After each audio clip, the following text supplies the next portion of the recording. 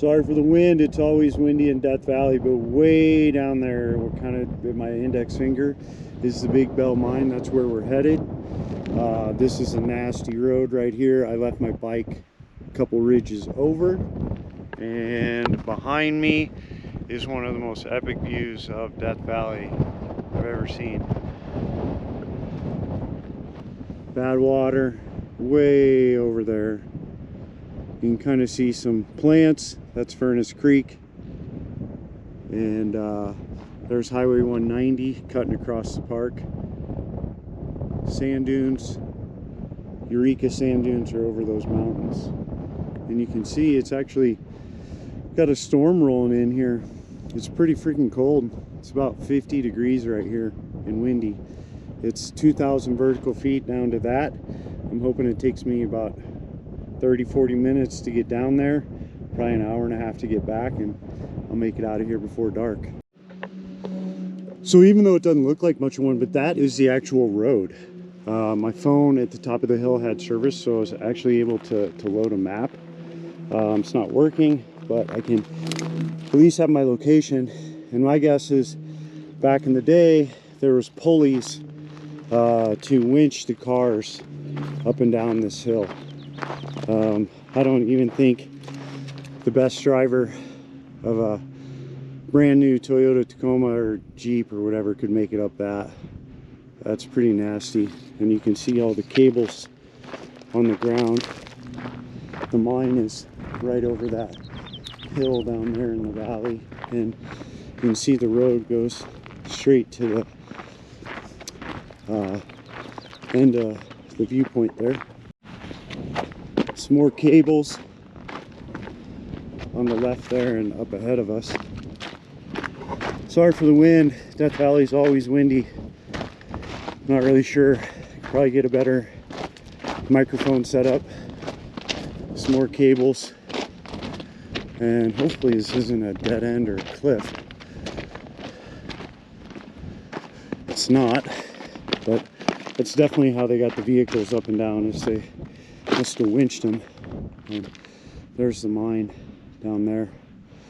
There's the road. You can see it right there. It just stays on this ridge. It's gonna be absolutely brutal to walk back up. That top ridge right there, that's the road that we came in on. And you can see it's just, cameras never do it justice, but it's straight uphill. It's gonna be an absolutely brutal walk back up.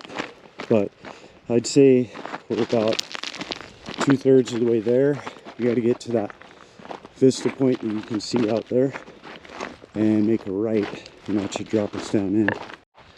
It's more of the cables and structures that look like they help vehicles get out of here. I mean, like I said, cameras never really show the height, but that's literally straight up. There's no way you could drive up and down this. You'd have to be winched. You can see some more of the cables down there. Clouds, kind of a quasi storm rolling in. Sorry for the wind. But it's mid-April and it's about 15 degrees below normal. So it's about 50 degrees. And I'm sweating pretty good. There's absolutely no shade whatsoever. And this ridge is oriented south-southwest. So if you try this hike in the summer, you better leave at 5-6 in the morning. And I'd actually either camp down here or wait till it gets close to dark to walk back up, because you'd just be getting absolutely baked. So sorry for the wind as usual, but there's a cool view of the mine, and you can see the tracks going in the mine up top there, all the ruins. Looks like probably another 20 minutes to get down there. And that rock outcropping right there is where we came from. Like I'm saying, the walk back is going to be rough, to say the least. But tons of cool artifacts down there. None of it's graffitiized, whatever the word is. This last little bit here has been absolutely brutal just to go down. Going back up is going to be really challenging. But the wind and the storm rolling in are making it nice and cool. I would highly not recommend this in May, June, July, August, September. In the winter, you could probably run into snow up here, and I'm trying to block the wind a little bit, but we're almost there. Just got to go around this corner, make a right turn, and we will be there. The total time to get down here is, I'm at 45 minutes so far. I actually don't think that the walk back up is going to take that much longer, even though it is straight uphill. This is so steep that I'm really scared about slipping and falling. I've fallen once, and I have my motorcycle pants on still, which have pads in the knees and hips, which probably prevented me hurting my knee.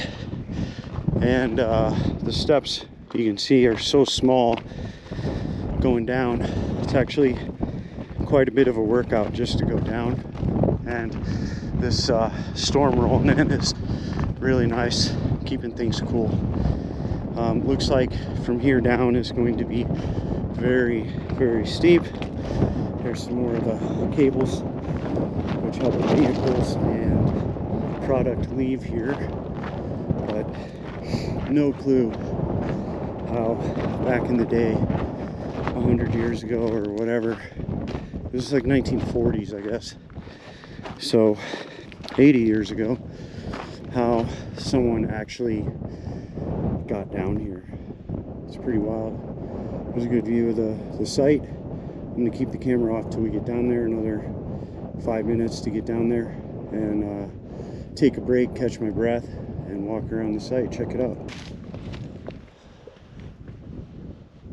Sorry for the wind, as usual. That valley, always windy. You can see the cables down there, all the crushing equipment, the tanks where they probably reduce stuff down. I'm thinking that's a water tank with these water pipes that go all the way up.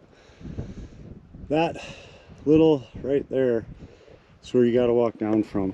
This is really brutal and dangerous hike to get down here. Like I said, I absolutely do not recommend doing this April, May, June, July, August.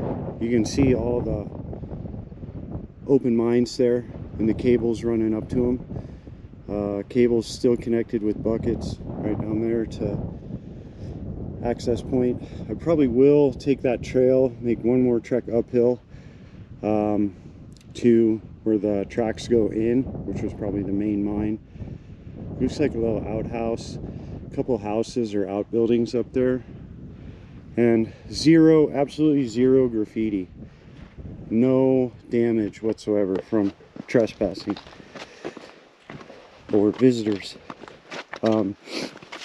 It's probably because it is very difficult just to even get to where I started walking. You need a BMW GS or Tacoma, Jeep type of vehicle, and the total walk down was pretty much right at just under an hour.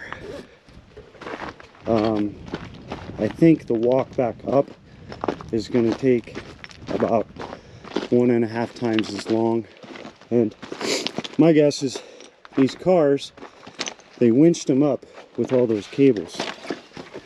I don't think I have to worry about rattlesnakes today. It's still way too cool today anyway, If they were out, they probably went back into hibernation mode.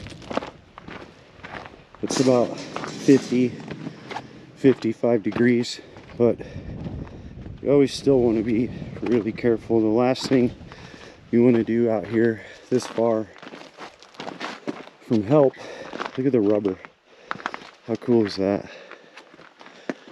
That thing's never going to leave here. Neither is that. The tanks and operating equipment. Yeah, the one thing you don't want to do is get bit by a rattlesnake or turn your ankle. Either of those would probably not be a death sentence, but pretty damn close. And looks like that's cool. The bucket just suspended in time there. A lot of this stuff, these tailings and stuff, you never know what's in them. It's probably pretty horrible for your health. So I usually try not to kick up too much dust. I actually don't have a flashlight with me, and I am terrified of confined spaces, so I'm not going to go in any of these mines. There are some really cool YouTube channels of people that do that, but here's a look back up, and nothing has been destroyed or vandalized. This is definitely the coolest abandoned mine I've been to. The Keen Wonder mine is heavily visited, and they keep a good watch on that. That's one I'd like to get to, but the road is closed, and I'd rather ride somewhere than walk.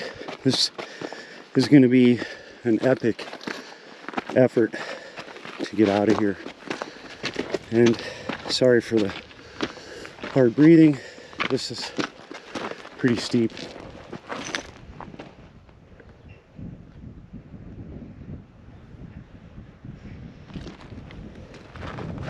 Really cool.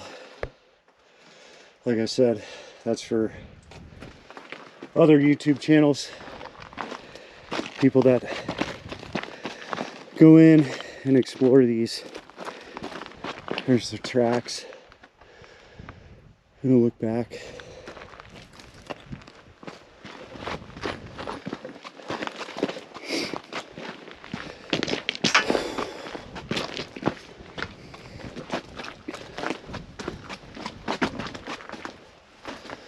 Wow. Really cool. Gotta be careful for coyote, mountain lion.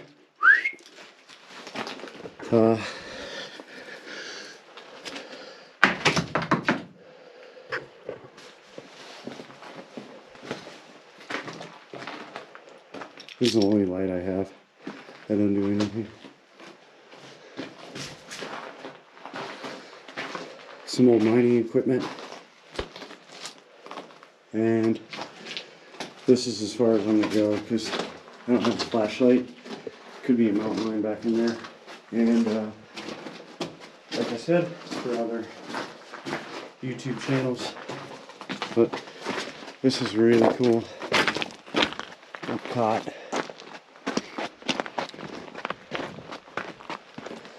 Literally just kind of frozen in time from when they left. I think it was 1940s last time it was used. This is where rattlesnakes, high probability in vegetation. Yeah, don't walk out on that. Whoa. Well, there you go. Big Bell Mine. Definitely worth the trip down here. And like I said quite a few times here, really difficult hike to get down here. Getting back up is going to be twice as much fun, I have a feeling. I came in mid-April. Tax day is tomorrow. And it's about 10 to 15 degrees below normal, so it's only about 50, 55, and you can see the storm rolling in. You can also see why it doesn't really rain in Death Valley. The rain will come in and the hot air off the valley floor will rise and kind of evaporate the rain. It takes quite a bit of moisture to get rain in the valley there. There is a super bloom going on right now. There's flowers all over northern, north central, western Nevada and Death Valley. But there you go, Big Bell Mine.